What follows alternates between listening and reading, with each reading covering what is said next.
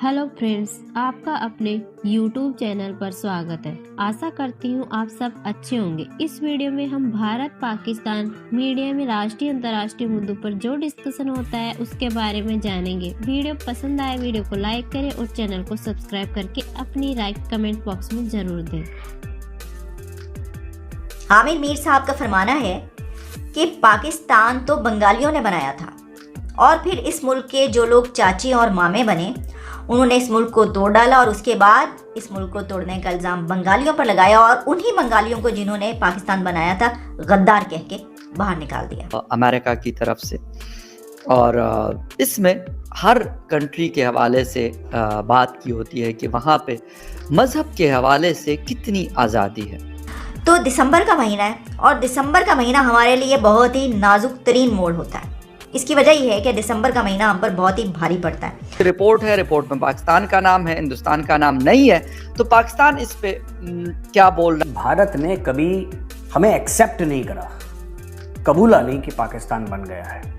पाकिस्तान की तहरीक का आगाज बंगालियों ने किया, उनको सबसे पहली सपोर्ट सिंध ने दी और उसके बाद पाकिस्तान का मामा और चाचा और ताया कोई और बन गया और उन्होंने पाकिस्तान तोड़ दिया और पाकिस्तान तोड़ के कहा हो बंगाली बड़े गद्दार थे। तो भाई अगर बंगाली गद्दार थे तो उन्होंने मुस्लिम लीग ढाका में अपनी फौज को बोलो कि बैरक में रहें, अपनी हदों में रहें। किसी भी डेमोक्रेसी में फौज जो है अपने हद में रह के काम करती है। सिर्फ पाकिस्तान में फौज जो है, क्योंकि फौजियों को प्लॉट चाहिए, जनरल बाजवा जैसों को बड़े बड़े डीएचए में प्लॉट चाहिए, बड़े बड़े फार्म हाउसेस चाहिए, अरबों की दौलत कमानी है। पाकिस्तान के जो फॉरेन एक्सचेंज रिजर्व्स हैं वो अफगानिस्तान से भी नीचे चले गए। भारत ने 370-35 से हटाया, आपकी फौज ने कुछ नहीं करा। उधर मोदी जो है वो हर रोज कोई ना कोई झंडा गाड़ देता है। कभी वो इतनी लैंडस्लाइडिंग विक्ट्री से जो है वो गुजरात से जीत जाते हैं। आपके फौज का जो मोटो है वो जिहाद है, उसका काम है कश्मीर लेना। वो खुद कहता है हमारा काम है कश्मीर लेना। उसने कश्मीर तो लिया नहीं इंडिया से और डीएचए में प्लॉट और ले लिया यार। पाकिस्तान की तहरीक का आगाज बंगालियों ने किया, उनको सबसे पहली सपोर्ट सिंध ने दी और उसके बाद पाकिस्तान का मामा और चाचा और ताया कोई और बन गया और उन्होंने पाकिस्तान तोड़ दिया और पाकिस्तान तोड़ के कहा हो बंगाली बड़े गद्दार थे। तो भाई अगर बंगाली गद्दार थे तो उन्होंने मुस्लिम लीग ढाका में क्यों बनाई? कि हमारे हाथ में लाठी है, ताकत है, तो ठीक है अगर इन्होंने पाकिस्तान बनाया भी है और इनका इतना बड़ा हिस्सा है, असल में तो यही मेमार हैं इस मुल्क के। अगर ये ना साथ शामिल होते, अगर ये तहरीक ना चलाते तो ये कैसे बनता? तो कोई बात नहीं, फिर क्या हुआ, अब तो ताकत हमारे पास है, निकाल दो इनको, इनकी तो ऐसी की तैसी। और फिर क्या किया कि वो आपके सामने क्या हुआ। और उसके बाद फिर हम 75 ईयर्स के बाद हम ये समझते हैं और हम ये बताते हैं और अपनी नस्लों को भी ये बताने की कोशिश करते हैं कि नहीं वो गद्दार हैं, सारी गलती उन्हीं की थी, ये सब कुछ जो हुआ है ये सब कुछ उन्हीं का किया धरा है, या फिर ये कि हमारे सियासतदानों का सब कुछ किया धरा है। में एक इस्लामाबाद कॉन्क्लेव 2022 हुआ और इसका जो थीम था वो था 75 ईयर्स ऑफ इंडिपेंडेंस।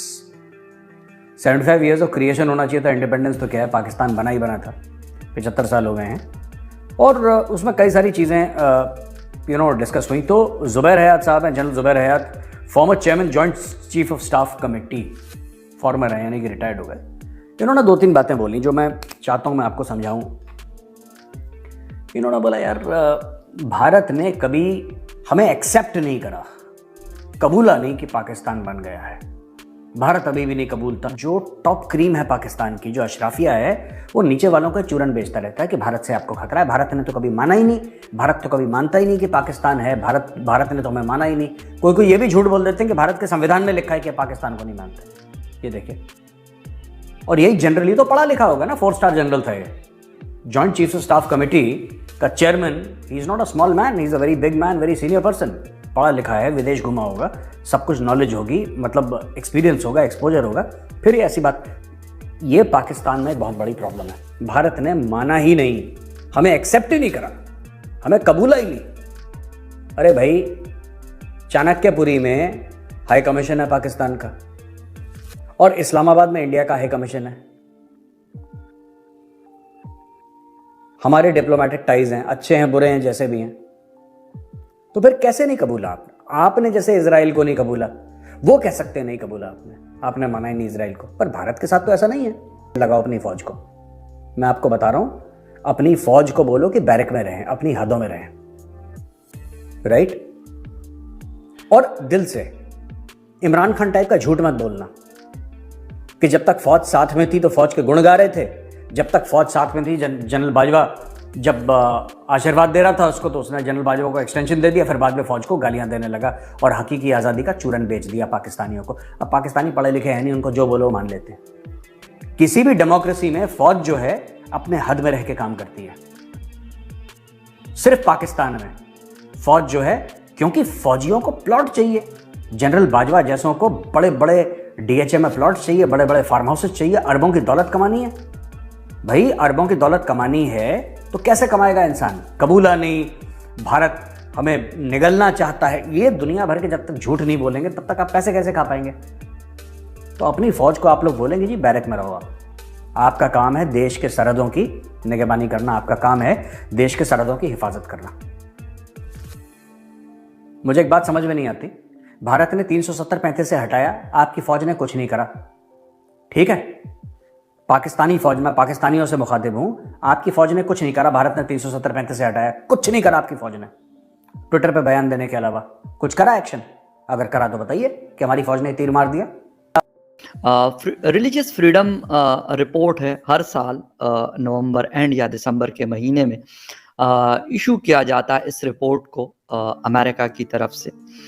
और इसमें हर कंट्री के हवाले से बात की होती है कि वहाँ पे मज़हब के हवाले से कितनी आज़ादी है, यानी वहाँ पे मेजॉरिटी जिस मज़हब को फॉलो करती है वो हो, या फिर अगर माइनॉरिटी में जो लोग वहाँ रहते हैं उनको कितनी आज़ादियाँ हासिल हैं।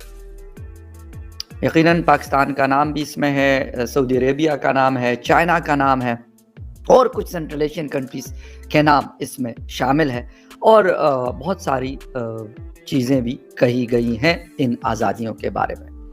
पाकिस्तान ने इस रिपोर्ट के ऊपर डिसअपॉइंटमेंट का इजहार किया है। जो फॉरेन ऑफिस है उन्होंने अपना एक ऑफिशियल स्टेटमेंट दिया है इस हवाले से कि ये एक तरफा रिपोर्ट है रिलीजियस फ्रीडम के हवाले से। और डिसअपॉइंटमेंट की वजह क्या है वो भी मैं आपको बताता हूँ कि हिंदुस्तान इस लिस्ट में क्यों नहीं। मुझे ये पढ़कर बहुत हैरानगी हुई। बहुत दफ़ा इसकी बहुत सारी एंगल्स हैं, यकीनन एक एंगल नहीं है। मैं ये नहीं कहता कि सब सही है या सब गलत है, ये बहस नहीं करनी, लेकिन क्योंकि रिपोर्ट है, रिपोर्ट में पाकिस्तान का नाम है, हिंदुस्तान का नाम नहीं है,